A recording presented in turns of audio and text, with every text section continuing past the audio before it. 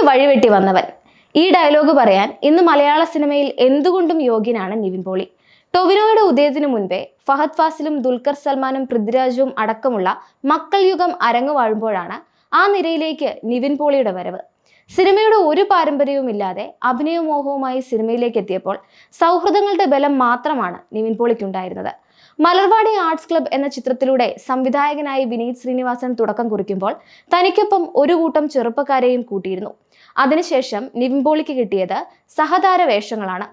Traffic, the metro, sevens, Spanish masala എന്നിങ്ങനെയുള്ള സിനിമകളിൽ ചെറിയ ചെറിയ വേഷങ്ങൾ ചെയ്യുന്നതിനിടെയാണ് തട്ടത്തിൻ മറയത്ത് പോലൊരു സിനിമ നൽകി വിനീത് ശ്രീനിവാസൻ വീണ്ടും നിവിൻ പോളിയുടെ കരിയറിൽ അത്ഭുതം സൃഷ്ടിച്ചത്. ഒരു ജനറേഷൻ ഹിറ്റായിരുന്നു 2012 പുറത്തിറങ്ങിയ തട്ടത്തിൻ മറയത്ത്.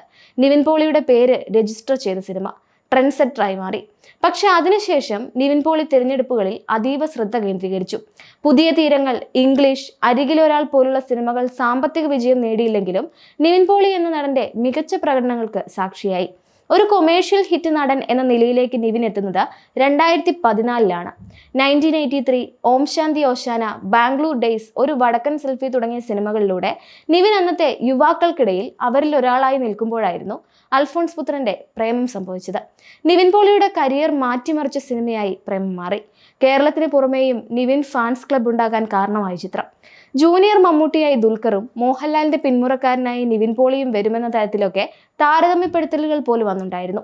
2015 എന്ന വർഷം നിവിൻ പോളിക്ക് വേണ്ടിയാണ് എന്നതുപോലെയായിരുന്നു അക്കാലം മലയാള സിനിമയ്ക്ക്.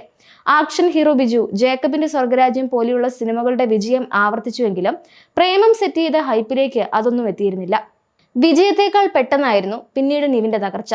സഖാവ്, hey Jude, Kayamkulam Kochunni, Mikhael, love action drama, Moothon, Mahaveeryar, Padavettu, Thuramukham എന്നിങ്ങനെ എല്ലാ കാറ്റഗറിയിലുമുള്ള സിനിമകൾ നിവിൻ തിരഞ്ഞെടുത്തിരുന്നു.